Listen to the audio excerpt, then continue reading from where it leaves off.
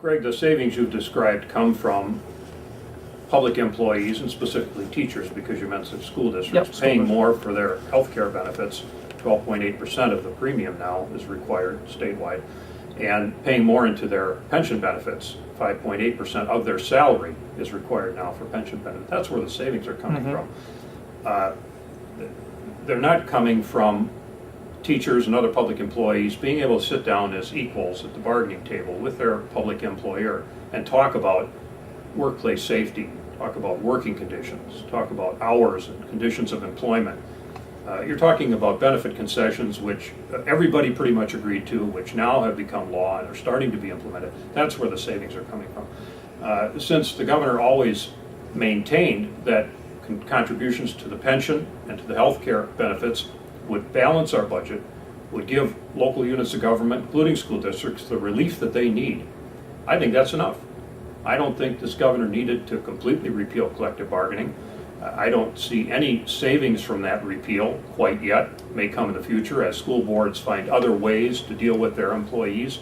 But I don't see any savings this school year other than the health care and the pension benefits. So I just think that's a basic, fundamental, formerly statutory right that public employees had, and it ought to be continued. People ought to be able to bargain as equals for their workplace conditions. What about? Well, let me can I follow up just a second? Okay, what workplace conditions, conditions of employment? Take and remove those aside, and let's go back to the point, your point of the pension and health premium contributions making up the savings. There were a number of examples. Some were exaggerated, but there were some real examples of intransigent unions who weren't going to give those benefits or pay those costs. Janesville was a perfect example. Their city unions rushed in a new contract before the collective bargaining law took place. So what would be your position on if they got the workplace conditions and they could bargain for those, and they could not letting them bargain for the benefits and the pension and health contributions? Well, you know, the collective bargaining law in Wisconsin was enacted. We were the first in the nation in 1959, so it's been on the books for almost 50 years and over 50 years. And that law has never really stayed the same since 1959. It's been modified over time to fit economic conditions in the state. And so I'm not saying the law needs to remain inflexible and should never be changed to adjust for economic circumstances. You know, we did that, the legislature did that at Governor Thompson's urging in 1994 with the QEO. That was a good example of where you allowed collective bargaining for a lot of things, but you didn't allow it for wage and benefits, any wage and benefits. Now that only applied to public education, it was only for school districts. But it said, as everyone knows, you can't bargain for wages and benefits above 3.8% per year. Well, that looks laughably high in today's economy. But that was very controversial then, but it was a strong restriction on the collective bargaining law.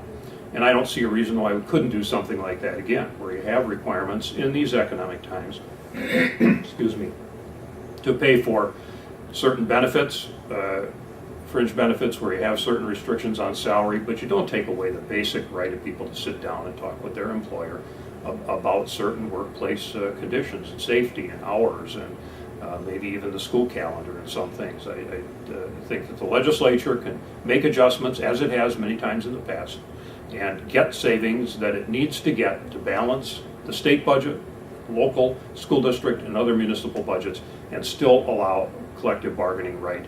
And as economic conditions improve, adjustments can be made going forward. I was going to follow up with tenure. You have once they get to that level, basically they have their jobs for life, unless they make a huge mistake.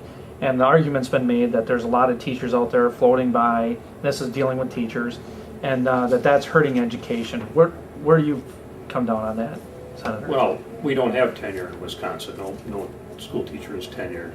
They can be dismissed for a variety of reasons, but it's up to the school board to document those and diligently pursue those. But there's no guaranteed employment for public educators in Wisconsin. Well, I'll have to check back with them, because that's one of the things we kept hearing is that it's very difficult to get rid of bad teachers under the current system. Well, it might be difficult, and might be what school boards or school district administrators might maintain, but it's not impossible. Teachers are dismissed and fired all the time in the state. Not huge numbers, admittedly, but where teachers aren't doing the job, they can be terminated. And if they're not doing the job they should be, that's the job of school boards and administrators. And I think if they follow state law, they're completely free to do that. We don't have, again, tenure or job guarantees for public educators or any other public employees in Wisconsin. We have contracts, but no guaranteed job.